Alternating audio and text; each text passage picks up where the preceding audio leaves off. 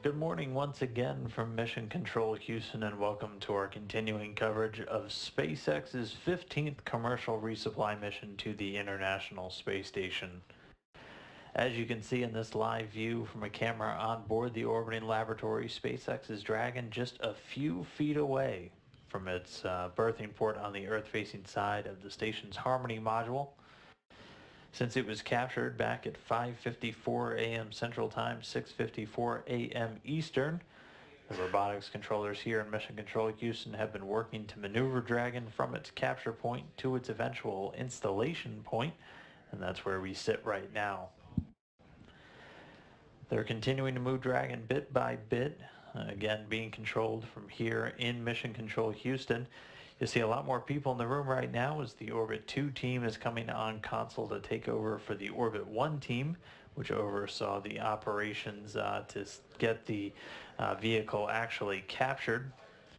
Off-going Flight Director Anthony Varia and his team will soon be leaving the room, ceding control to the Orbit 2 team, which is going to be led by Flight Director Rick Henfling there in the blue shirt on the right. And the floral print shirt up above is Leslie Ringo. She's going to be taking over at the Capcom position, serving as that voice communication link between the teams here in Mission Control and the crew on board the International Space Station. At this point, the crew is resumed some of their other activities for the day, having successfully captured Dragon. Flight engineer Ricky Arnold, a NASA astronaut, was the prime at the controls this morning, reaching out with the 57-foot-long Canadarm2 and capturing the Dragon spacecraft while both the Dragon and station flew over Canada.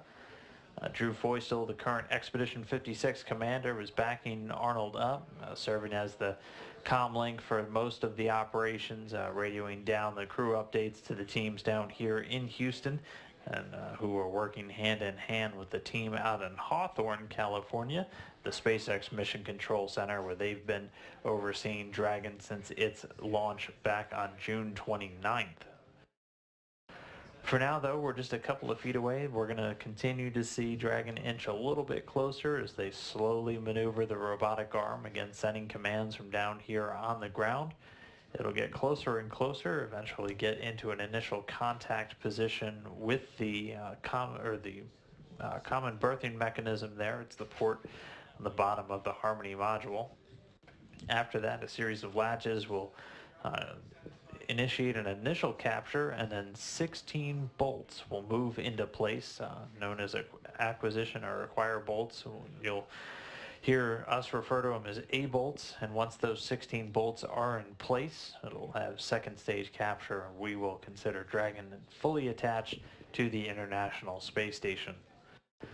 So we'll follow along and bring you updates throughout. It's going to be a bit of a slow process, but pretty soon Dragon will be attached to the station, along with the over 5,900 pounds of cargo packed away inside and in Dragon's trunk.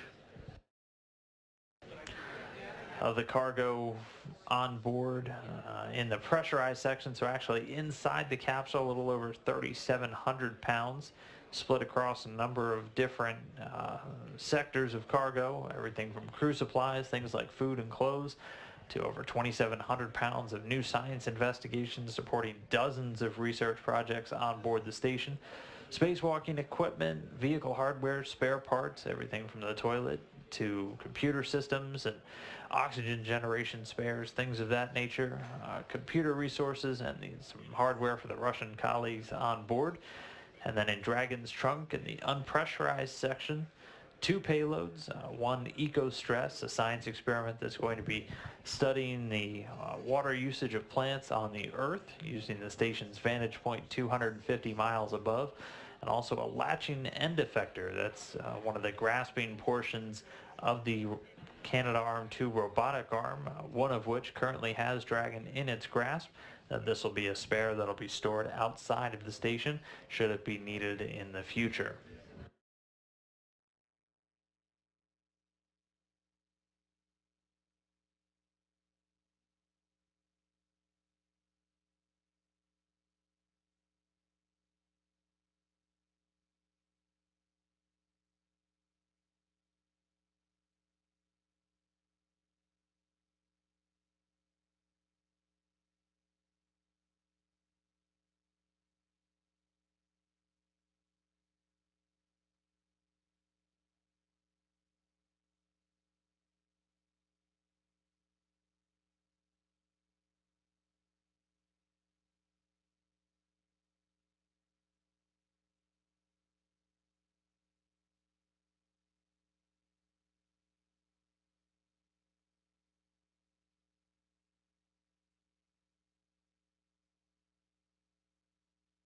So we'll get the signal back with the station in just a couple of moments.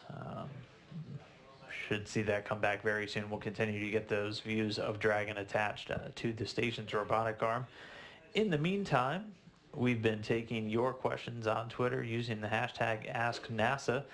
We knocked out a couple during our capture broadcast, and as we have some time while Dragon slowly makes its way in, we'll go ahead and answer a few now. And again, if you have a question, head over to Twitter, use the hashtag AskNASA, and we'll try to get to it during this broadcast. We'll start off with Jamie, who wanted to know how many resupply missions is SpaceX going to deliver in total? Well, SpaceX currently is under contract for 20 missions under their Commercial Resupply Services 1 contract.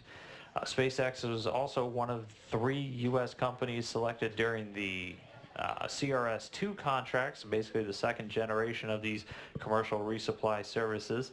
And under that, they'll be guaranteed at least 6 resupply missions. So 20 already on the books and a minimum of 6 in the years ahead. Those deliveries will run from 2019 through at least 2024.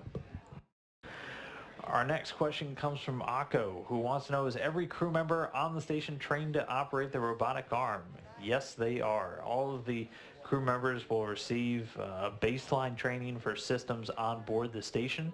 All of the crew members in what's considered the USOS, or the U.S. operating segment, which is all of the NASA and the European, Japanese, and Canadian astronauts, will get a lot more, as they can all be considered primes, or the leads for actually operating the robotic arm for events just like this, or even operating the robotic arm during spacewalks or any other of those situations. So they all do get at least a little bit of training, even the Russian cosmonauts, but then the NASA astronauts and some of the international partners will usually be considered prime.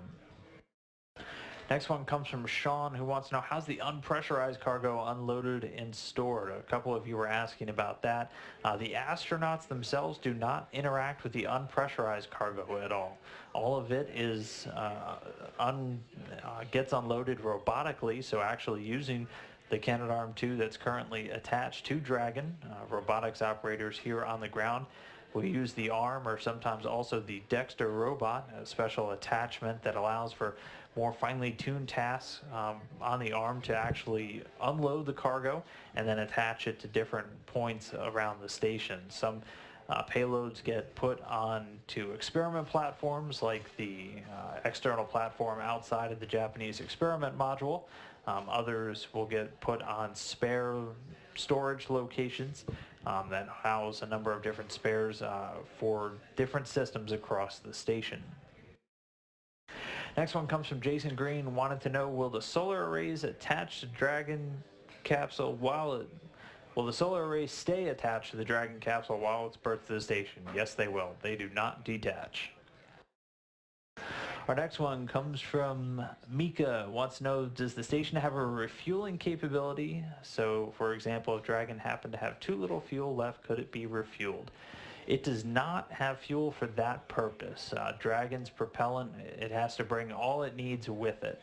Station does get refueled, but not by Dragon. Station actually has a lot of fuel tanks that it can use for thrusters on the station itself, which are located over on the Russian segment, and that fuel gets brought up and replenished by the Russian Progress vehicle.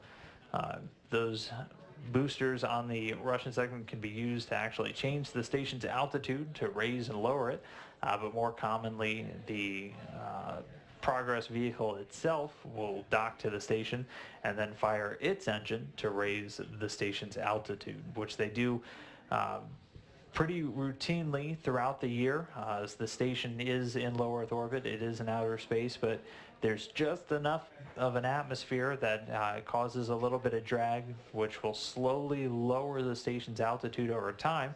And so flight controllers have to routinely boost the station back up just to make sure it stays up there. Ground 1 for Oleg. Answer.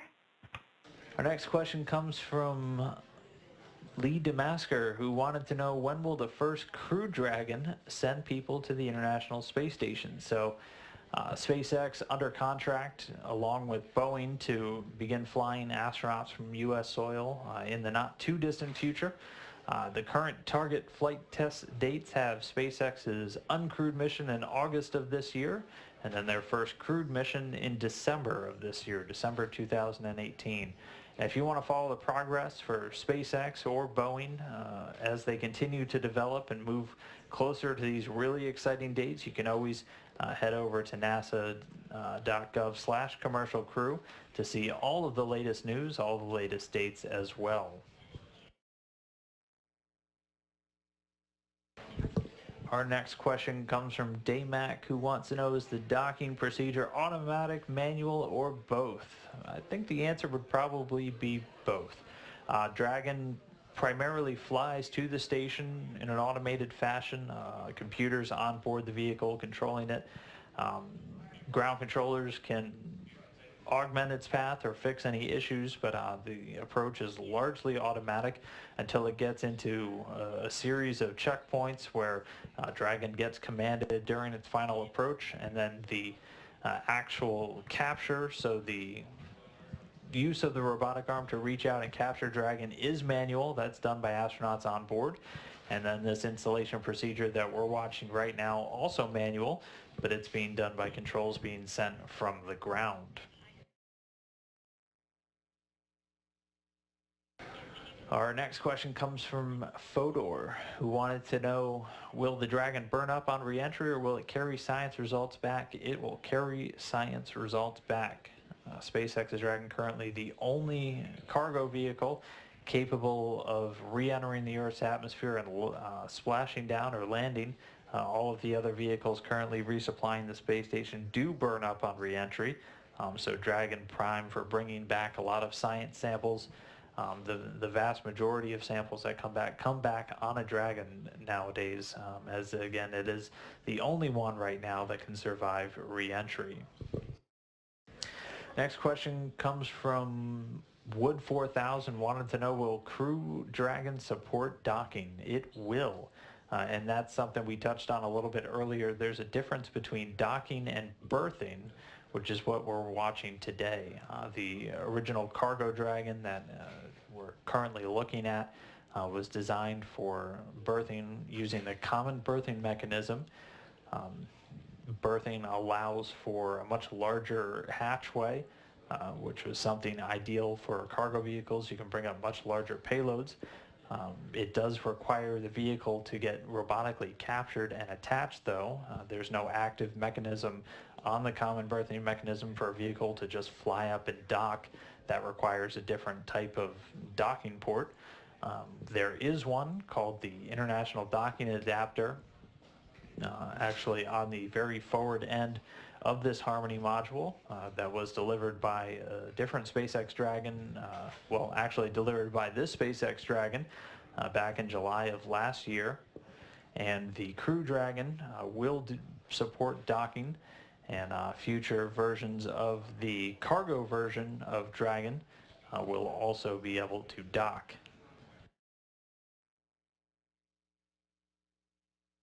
And then our next question comes from Tracy Page, who wanted to know, can the station have more than one Dragon docked at a time? I can't currently support more than one Dragon at a time, but it can support more than one cargo vehicle at a time. In fact, the orbital ATK Cygnus is already docked to the International Space Station, and then pretty soon this Dragon will be docked right alongside next to it. We don't have a view right now of Cygnus, but this isn't the first time we've had two vehicles docked to the station. And then once the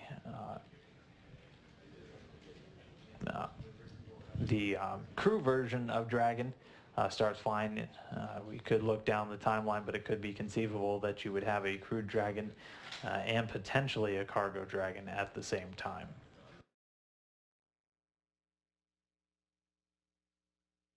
Again, if you have a question, head on over to Twitter, use that hashtag AskNASA, and we will see if we can get to it with today's broadcast, so keep them coming. For now, we're still standing by. Dragon's going to slowly make its way in. Again, the flight controllers here in Mission Control Houston sending commands to the arm. There's a lot of very precise checks that they have to make before they can actually attach Dragon, using cameras to ensure that the common berthing mechanism on both Dragon and on the station side are clean, free of any foreign object debris or anything of that nature, and then doing very precise alignment checks as they slowly inch Dragon in. Again, it'll initially get attached, and then a series of latches will get an initial capture in place, and then once 16 bolts all around the Dragon's berthing mechanism will get locked in place from the station side, and then Dragon will be firmly locked in place to the station and it will be attached. So we'll continue to hang out until then. Again, send in those hashtag Ask NASA questions, and we'll do our best to get to them.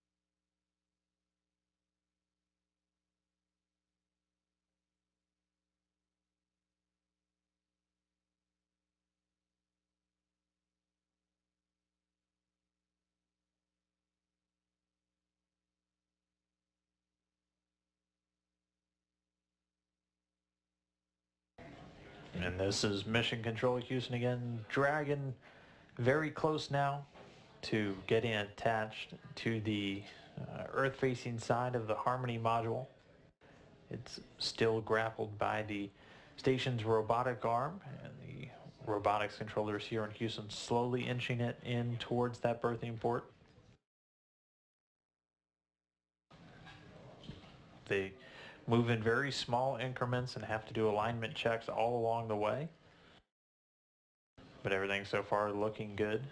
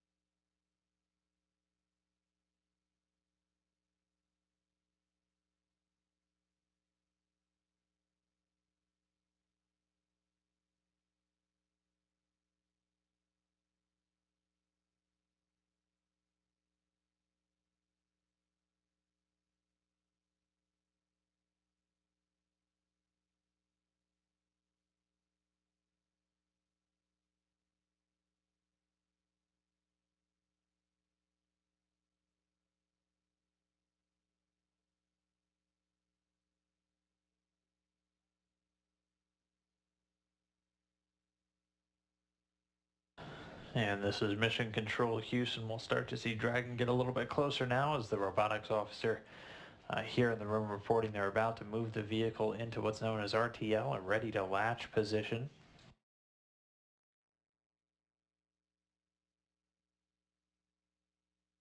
Pretty soon we'll essentially see the berthing port on the Dragon vehicle, the silver ring, actually attached to the station, or at least looking like it's attached. Once it's in there, a small series of latches will go into place to initially hold Dragon in place, and then a series of 16 bolts, acquisition bolts, will drive into place, actually performing a very strong mate and then that's when we'll consider Dragon fully attached to the station. So again, a very slow, very deliberate process, but everything continuing to move along very smoothly with the robotics operations here in Houston. Getting a little bit closer now to getting Dragon attached to the station.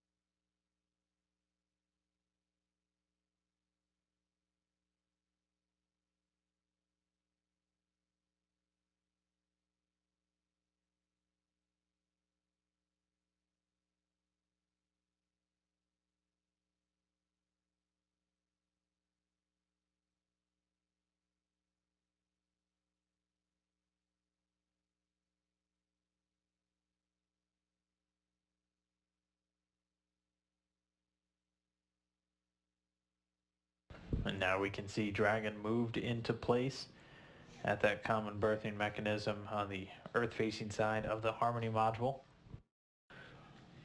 Getting confirmation that the 4 RTLs are getting into place. Again, that'll just kind of give it an initial latching to hold Dragon in place, and then a series of 16 bolts are going to drive to securely attach Dragon to this berthing port on the Earth-facing side of Harmony.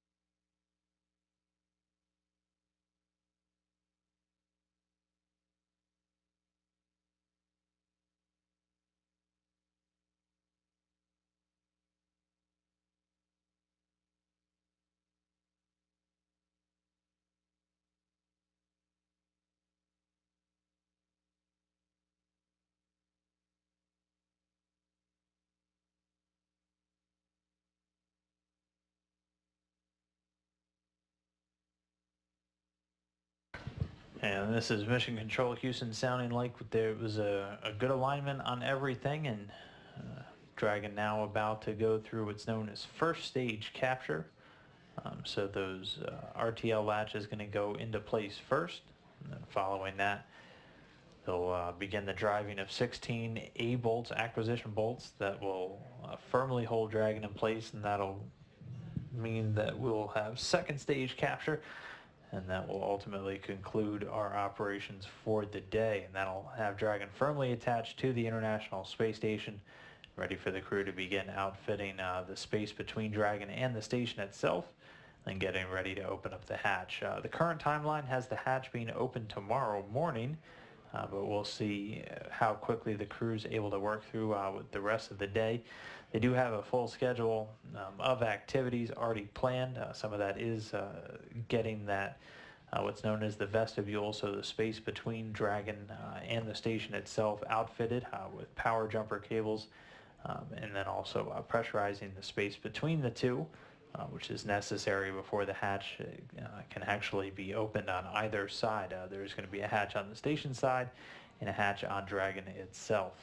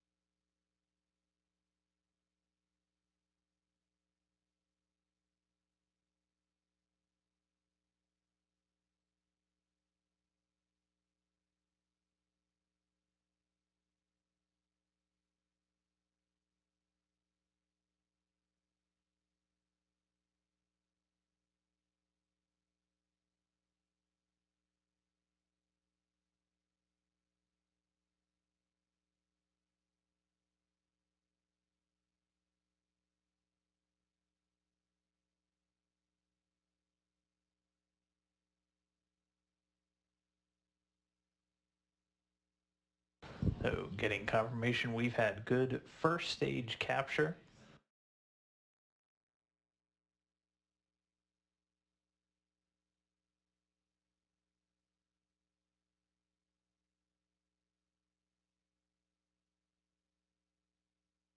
So with that good first stage capture, that means the team's pretty soon going to start driving 16 individual bolts that are going to drive in and perform second stage capture. And again, that's going to firmly hold Dragon in place and conclude this berthing operation.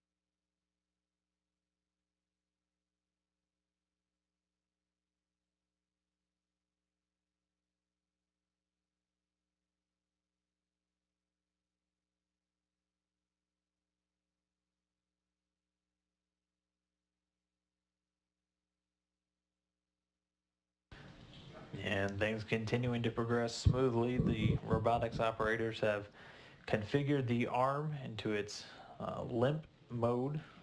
So basically the arm not going to be imparting any forces on the Dragon vehicle at this point, so they can do this second stage capture. Again, they're going to be the driving of 16 individual bolts to securely hold Dragon in place on that Earth-facing port on Node 2, also known as the Harmony module.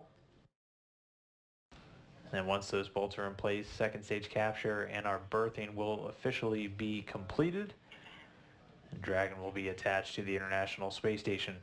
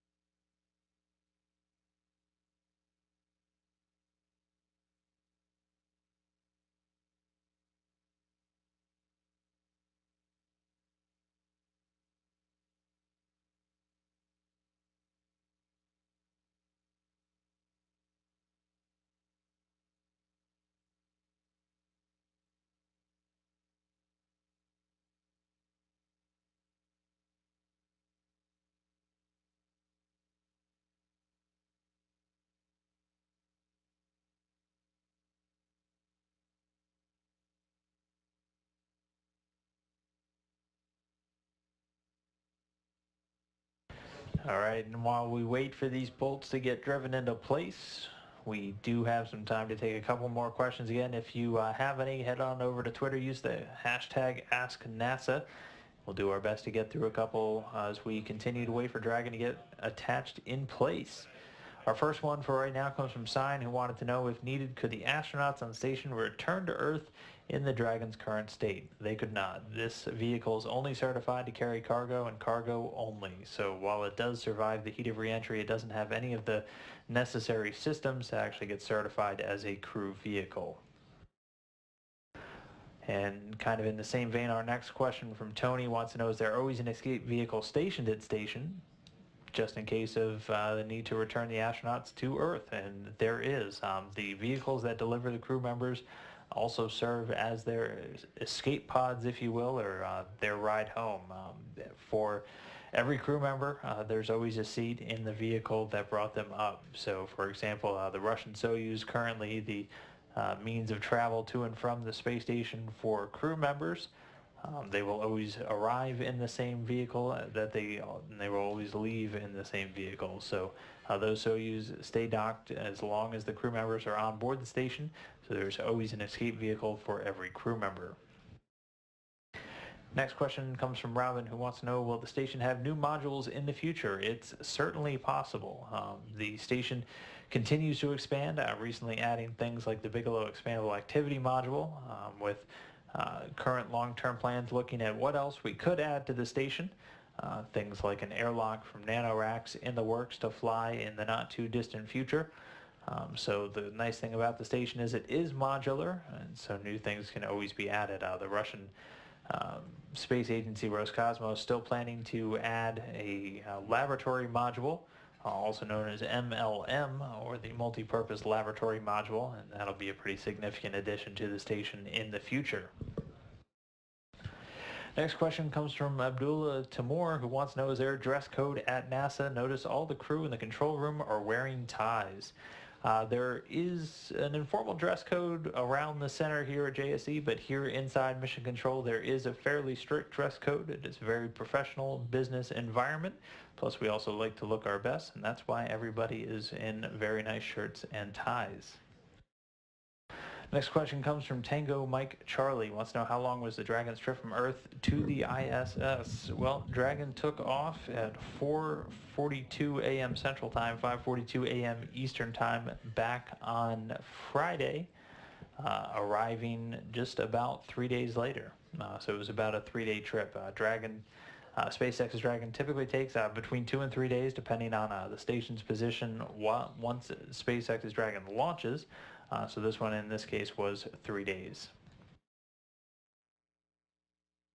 Our next question comes from Marius, who wants to know, how many docking and berthing ports are on the station? As of right now, there's 2 active berthing ports, and they're both now currently occupied by vehicles. There are 4 docking ports on the Russian segment, which are routinely occupied by 2 Soyuz and 2 Progress vehicles.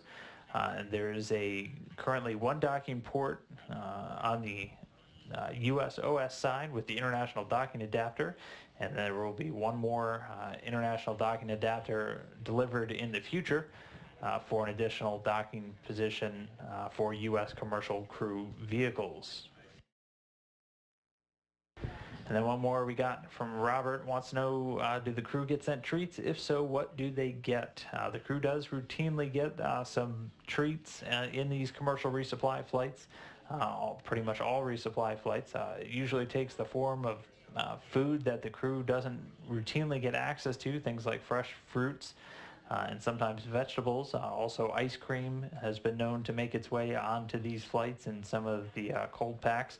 And on a couple of past flights, even getting some make-their-own pizzas. So the crew does always look forward, as it does provide a little bit of an opportunity to get some food that's not in their normal rotation.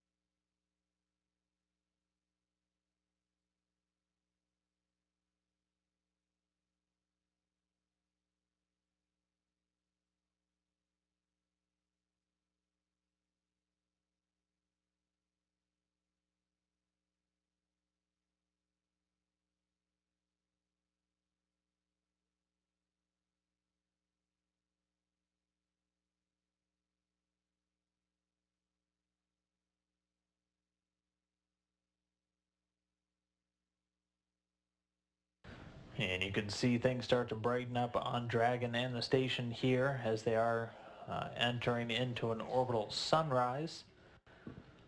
The station and Dragon currently 254 statute miles over the Earth's surface. They're flying just due north of the Hawaiian Islands out over the northern Pacific Ocean on a northeasterly track, eventually going to swing out over the very far northwest corner of the United States over Washington and then cross over much of Canada on this next pass. Station was just over Ontario when the crew captured Dragon using the Canadarm2. And depending on how quickly these bolts get in over the next couple of minutes, maybe over Canada again, once Dragon actually gets berthed. We'll keep an eye on the map and an eye on the time, but getting very close now to Dragon being fully attached to the International Space Station.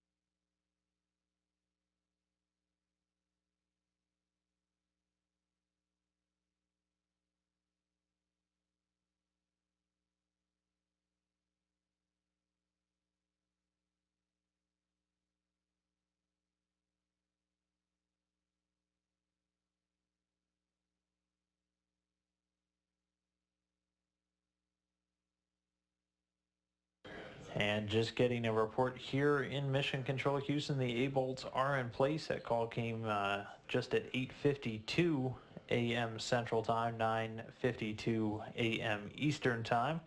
The station flying 255 statute miles over the northern Pacific off the west coast of the United States.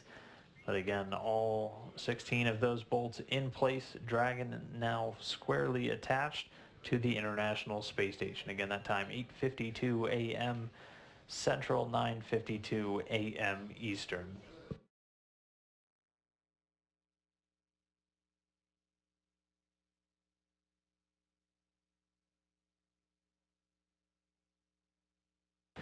So with that second stage capture confirmed and Dragon now attached firmly to the International Space Station, the work's going to pick up for the crew inside. They'll have a couple of activities today to outfit the space between the vehicle itself and the station before they eventually get the hatch open.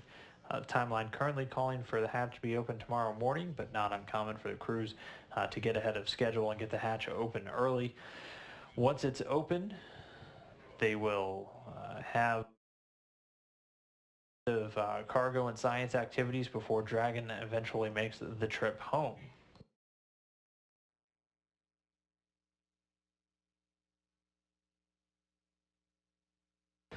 But with Dragon attached, the real work about to begin for the crew on board. They're going to be executing dozens of different science experiments over the next month, ranging from everything from cancer studies to new technology demonstrations, a floating robot AI assistant, and a number of other technology demonstrations, along with an external payload in Dragon's trunk that's going to get removed by robotic operators here in Houston.